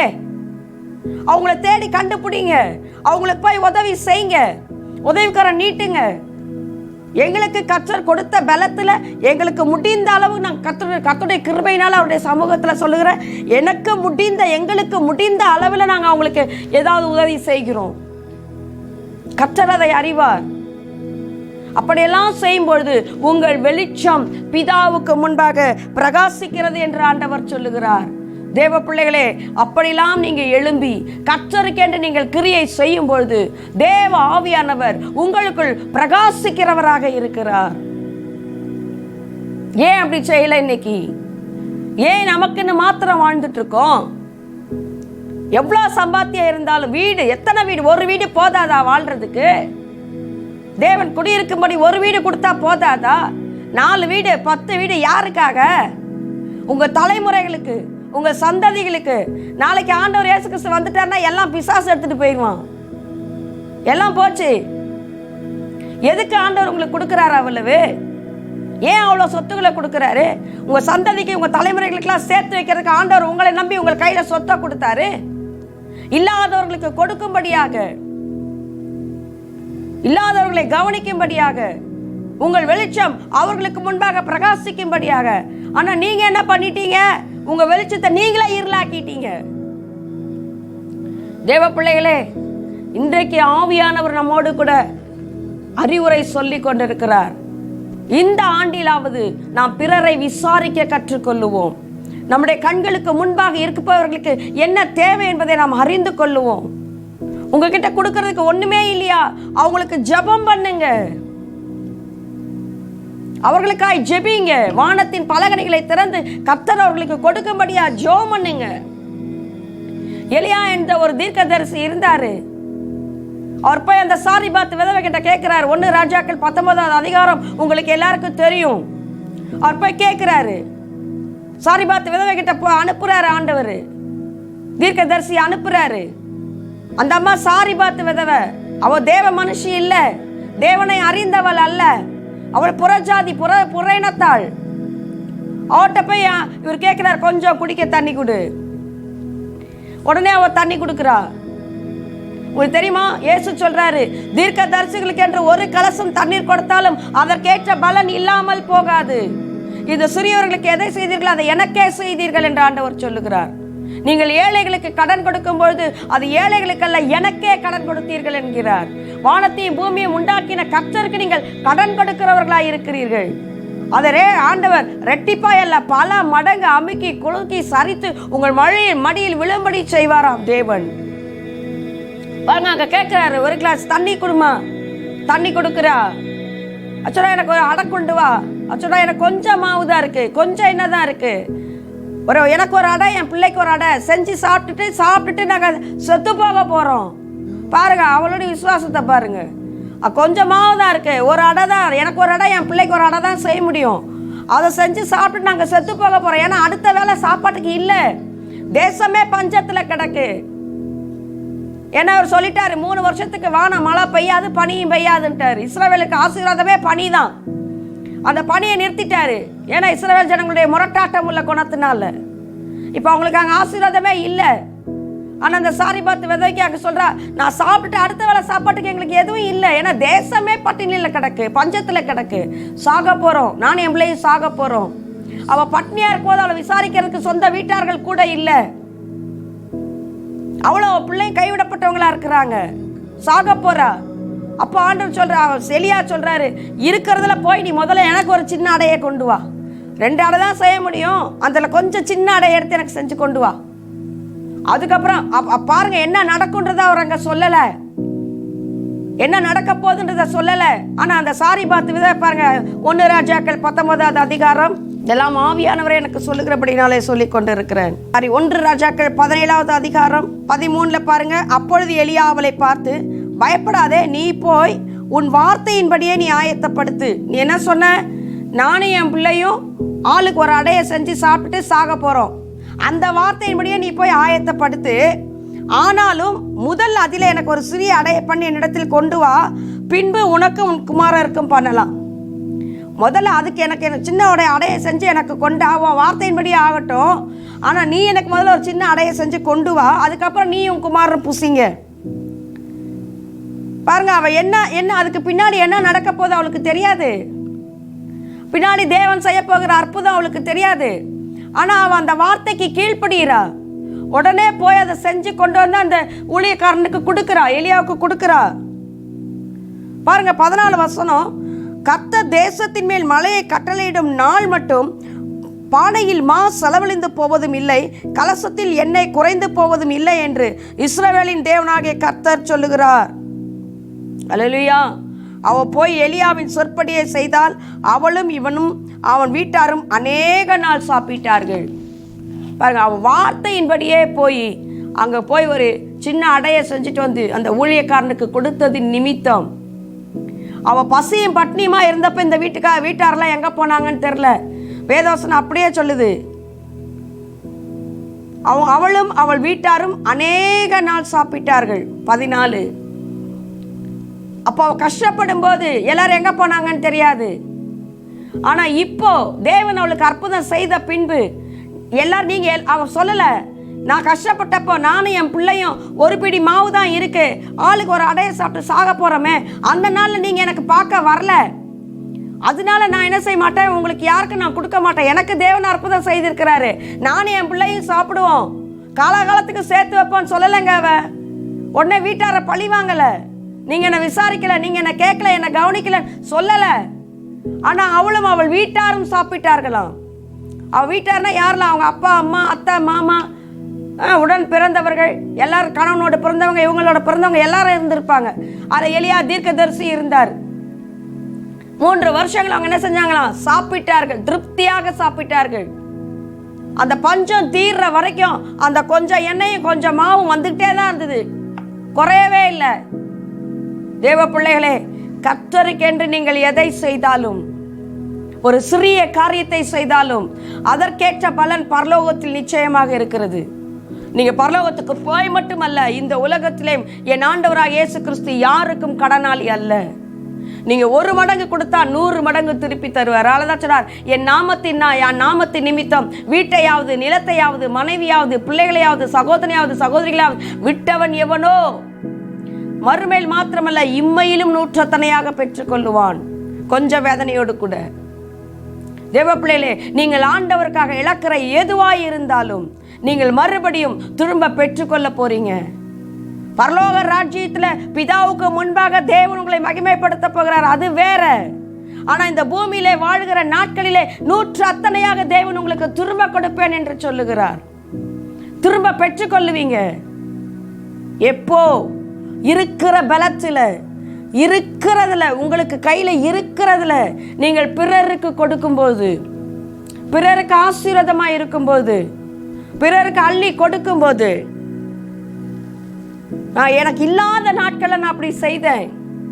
இன்றைக்கு கர்த்தர் என்னை ஆசீர்வாதமாக வைத்திருக்கிறார், அநேகருக்கு கொடுக்கும்படியாக கர்த்தர் வைத்திருக்கிறார்.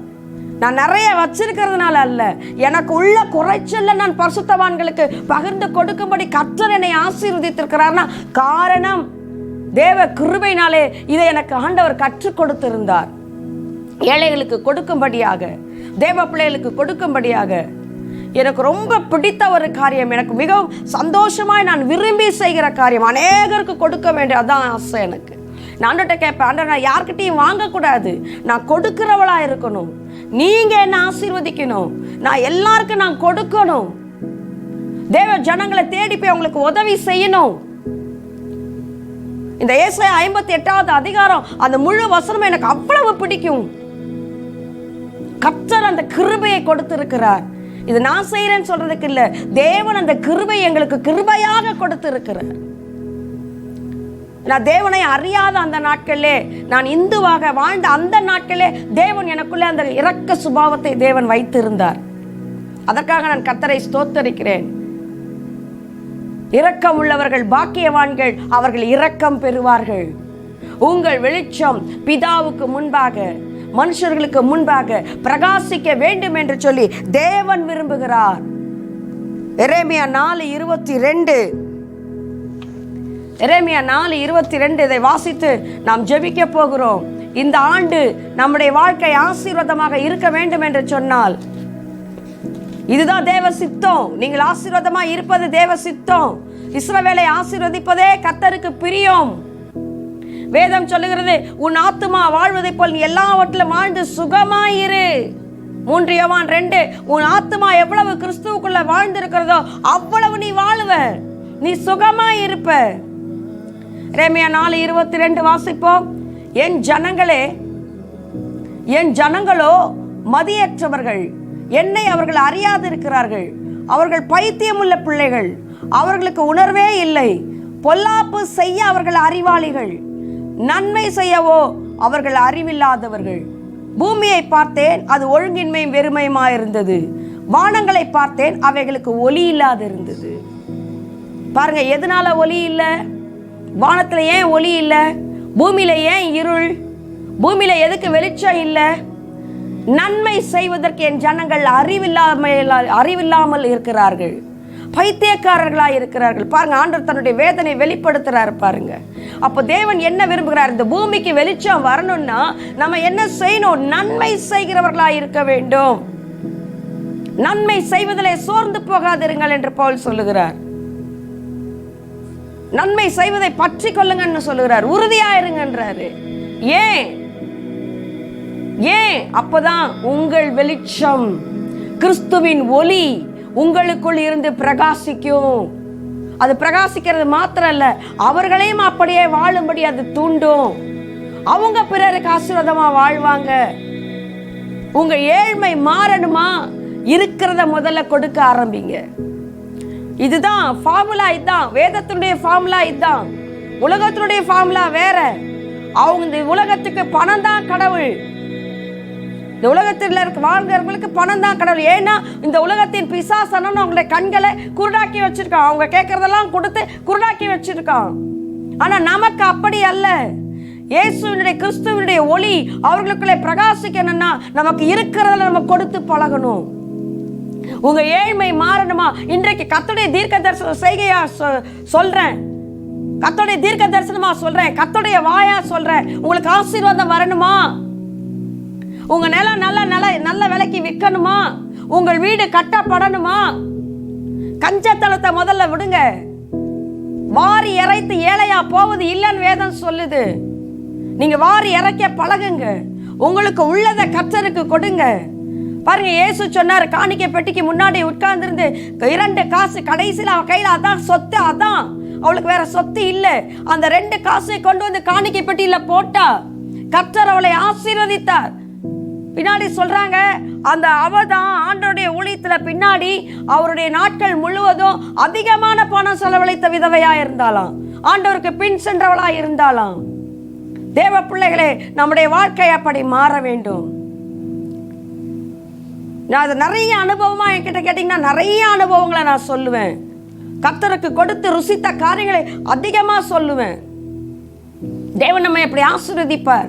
நீங்க டெஸ்ட் பண்ணி பாருங்களேன். ஆண்டவர் அதான் சொல்றாரு, மல்கியா 3:10 தசம பாகங்களை எல்லாம் என் பண்டக சாலையில கொண்டு வந்து கொடுத்து நீ என் கரத்தின் கிரியைகளுக்கு கட்டளை கொடுத்து பாரு, நான் உன் ஆசீர்வதிக்கிறேன் இல்லையான்னு கட்டளை கொடுத்துப்பார். ஏன்? என் ஆலயத்தில் ஆகாரம் உண்டாயிருக்கும்படி. எதுக்கு ஆலயத்தில் ஆகாரம்? விதவைகள் திக்கற்றவர்கள் வந்து சாப்பிடுவாங்க. அதனால தசம பாகத்தை எங்க கொண்டு வா? ஆலயத்துக்கு கொண்டு வா. இதனால நான் உன்னை ஆசீர்வதிக்கிறேன் மாட்டேன். நீ என்ன டெஸ்ட் பண்ணி பாரு. கர்த்தரை பரீட்சை பண்ணாயாக இயேசு சொல்லுவார் சாத்தான்கிட்ட. ஆனா இங்க ஆண்டவரே சொல்றார், நீ என்ன சோதித்து பார். எதனால? தசம பாகத்தை ஆலயத்துக்கு கொடுக்கிறதுனால. தேவ பிள்ளைகளே, இந்த சிறியவர்களுக்கு நீங்கள் எதை செய்கிறீர்களோ அதை எனக்கே செய்தீர்கள். மத்தேயு 5:16 நீங்கள் அப்படி செய்வதன் மூலமாக நீங்கள் செய்கிற அந்த நற்கிரியைகள் பிதாவுக்கு முன்பாக அது மகிமையாக பிரகாசிக்கும். இந்த உலகத்திலே பிரகாசிக்கும். சாத்தானுடைய இருளிலே பிடியிலே மடங்கி கிடக்கிற அந்த ஜனங்களை விடுதலையாக்கும். அந்த கிறிஸ்துவின் ஒளி அவர்களுக்குள்ளே பிரகாசிக்கும். தேவ பிள்ளைகளே, கர்த்தர் உங்களை வெளிச்சமாக வைத்திருக்கிறார். இந்த ஆண்டிலே கர்த்தர் நம்மை வெளிச்சமாக வைத்திருப்பதின் நோக்கம் ஒன்று, கிறிஸ்துவின் சுவிசேஷ ஒளியை நாம் இந்த உலகத்திற்கு கொடுக்க வேண்டும். இருளில் வாழ்கிற ஜனங்களுக்கு கொடுக்க வேண்டும். 2000 ஆண்டுகளுக்கு முன்பாகவே கிறிஸ்துவின் ஒளி இங்கு வந்துவிட்டது. ஏன் இன்னும் உலகம் முழுவதும் ரட்சிக்கப்படல? ஏன் இந்த உலகத்தின் ஒளியை அறிந்து கொள்ளல? நீங்களும் நான் இன்னும் எழும்பி பிரகாசிக்கல, அந்த வெளிச்சத்தை இன்னும் கொடுக்கல. இந்த ஆண்டில தீர்மானம் எடுங்க, எங்கும் போங்க. அதான் ஆண்டவர் சொல்றார், உலகம் முழுவதும் புறப்பட்டு போங்க. வானத்தின் மேலும் பூமி மேல சகல அதிகாரம் எனக்கு கொடுத்திருக்கேன். யாரும் உங்களை தொட முடியாது, ஒருவன் உங்களை எதிர்த்து நிற்க முடியாது. உலகத்தின் முடிவு நான் உங்களோடு கூட இருக்கிறேன். சுவிசேஷத்தின் ஒளியை கொடுங்க, பிரகாசிங்க. கர்த்தருடைய நற்கிரியைகளை பிதா மகிமைப்படும்படியாக உங்கள் வெளிச்சம் பிரகாசிக்கட்டும். சுவிசேஷத்தின் ஒளியை கொடுங்க. அது மாத்திரமல்ல, உங்களுக்கு என்ன பலன் இருக்கிறதோ அதை மற்றவர்களுக்கு கொடுங்க. கடன் வாங்கி கொடுக்க சொல்லல ஆண்டவர். நிறைய பேர் இன்னைக்கு அதான் தப்பு பண்றாங்க. கடனை வாங்கிட்டு போய் கொடுக்குறாங்க. பாருங்க, இந்த ஜனங்கள் பாருங்க, போய் சாமி கும்பிடணும் போகணும்னா கடனை வாங்க, திருவிழாவை கொண்டாடுறது கடன் வாங்க, அந்த வருஷம் முழுவதும் கடன் அடைப்பாங்க. அப்படி ஆண்டவர் செய்ய சொல்லல. உனக்கு இருக்கிறதுல கர்த்தர் கொடு, தேவன் ஆசீர்வதிப்பார். அந்த 5 அப்பத்தையும் 2 மீனையும் அந்த அந்திரேயா சிறுவன் கொண்டு வந்து ஆண்டவர் கையில கொடுக்குறான். ஆண்டவர் பல்கி பெருக பண்ணிட்டாருங்க. 12 கூட நிறைய மீதி எடுத்துட்டாரு. ஒருவேளை அதை அவனுக்கு கொடுத்துருக்கலாம். நான் நினைக்கிறேன் 5 அப்பத்தையும் 2 மணி இருக்கிறதுன்னு எனக்கு கொடுத்தல, இந்தாயா நிறைவான ஆசீர்வாதம் எடுத்துட்டு போ. ஹல்லேலூயா. தேவன் அப்படி நம்மை அனுப்ப ஆண்டவர் வாஞ்சிக்கிறார். உலகத்திலே ஆசீர்வாதமா கிறிஸ்தவங்க தாங்க முதல் ஆசீர்வாதமா இருக்கணும். இல்லாம போறதுக்கு காரணம் என்ன? நாம் மற்றவர்களுக்கு கொடுத்து பழகவில்லை. இஸ்ரவேல் ஜனங்களை பார்க்கலாம் ஆசீர்வாதமா இருக்க வேண்டியவங்க நம்ம தாங்க. அவங்க தெரிந்து கொள்ளப்பட்டவர்கள், சுதந்திரவாளிகள். ஆனால் அவருடைய வித்தினாலே நாம் பிறந்தவர்கள், ஜனிப்பிக்கப்பட்டவர்கள். நம்ம தான் ஆசீர்வாதமா இருக்கணும். இதான் பிரின்சிபல், இதான் ஃபார்முலா. கர்த்தருக்கென்று எழும்புவோம், பிரகாசிப்போம், கிறிஸ்துவின் ஒளியை கொடுப்போம், அவருக்கு முன்பாக நம்முடைய நற்கரைகளை வெளிப்படுத்துவோம், எழும்பி பிரகாசிப்போம். கடற்கரை மணலத்தின திரளான ஜனங்கள் வந்து சேர்வார்கள், கர்த்தருடைய வெளிச்சத்தை காண்பார்கள், கர்த்தரே தேவன் என்ற அறிக்கை இடுவார்கள். அதற்காகத்தான் சிலுவையிலே எல்லாம் முடிந்தது என்று சொல்லி ஜீவனை கொடுத்தார். ஜீவனையே கொடுத்து காட்டுறாருங்க, இப்படிதான் நீங்க வாழணும்னு. சபைக்காக கிறிஸ்துவையே கொடுத்து தன்னுடைய அன்பை வெளிப்படுத்துகிறார். தன்னுடைய ஜீவன் முழுவதையும், தன் ரத்தம் முழுவதையும் கொடுத்து தன்னுடைய அன்பை வெளிப்படுத்துகிறார். அப்படி இருக்க வேண்டும் என்று நம்மையும் கர்த்தர் அழைக்கிறார். அப்படியானால் பிதாவுக்கு முன்பாக நம்முடைய வெளிச்சம் பிரகாசிக்கும். அவர் சொல்லுவாரு, பரலோக ராஜ்யத்திலே சந்தோஷமாய் பிரவேசியுங்கள் என்று சொல்லி. அப்படிப்பட்ட பாக்கியம் நமக்கு கிடைக்கும்படியாக இன்றைக்கு ஒரு தீர்மானத்தை எடுத்து இந்த ஆண்டிலே நானும் என் குடும்பத்தாரும் அப்படியே வாழுவோம். உமக்காக, நானும் என் வீட்டாருமோ என்றால் கர்த்தருக்காக, இயேசுவுக்காக, இயேசுவின் சுவிசேஷத்திற்காக, பிதாவுக்கு முன்பாக நற்கிரைகளை வெளிப்படுத்தும்படியாக எங்களை அர்ப்பணிக்கிறோம் ஆண்டவரே என்று சொல்லி அர்ப்பணிக்கலாமா? தகப்பனே எங்களை அர்ப்பணிக்கிறோம். ராஜாதி ராஜாவே எங்களை அர்ப்பணிக்கிறோம். தேவ ஆவியானவரே எங்களை அர்ப்பணிக்கிறோம். அப்பா, நீங்க தெளிவா எங்களோடு கூட பேசுனீங்கப்பா.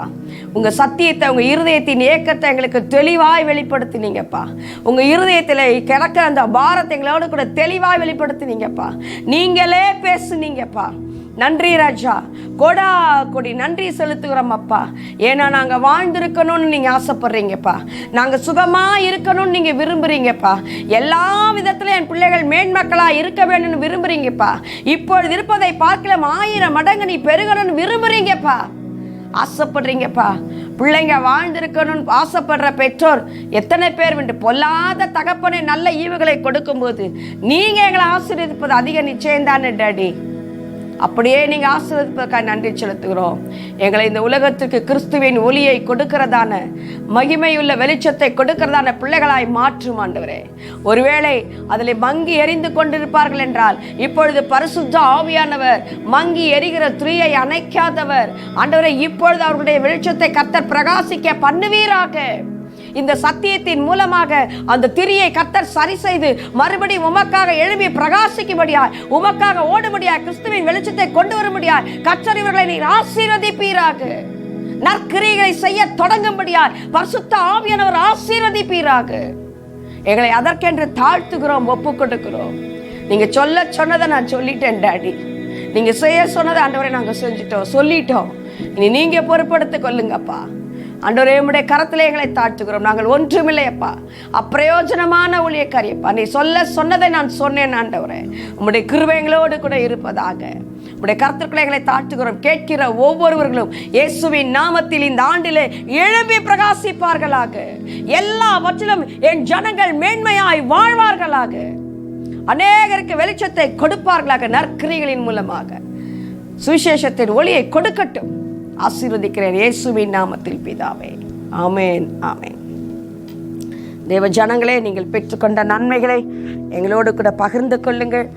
நாங்களும் விசுவாசத்தில் பலப்படுவோம். கர்த்தர் இப்படியெல்லாம் கிரியை செய்கிறார் என்று நாங்கள் கிறிஸ்துவுக்களே சந்தோஷப்படுவோம். இன்னும் நாங்கள் உற்சாகம் அடைவோம். கர்த்தர் உங்களுக்கு செய்ததான நன்மைகளை எங்களோடு கூட பகிர்ந்து கொள்ளுங்க. அநேகர் இந்த ஊழியத்துக்காக ஜெபிக்கிறீங்க, ஜெபத்தில் தாங்குறீங்க. தொடர்ந்து உங்களுடைய ஜெபம் எங்களுக்கு வேண்டும் என்று தாழ்மையோடு கூட கேட்டுக்கொள்ளுகிறேன். கர்த்தர் உங்களோடு கூட இருப்பாராக. ஆமேன்.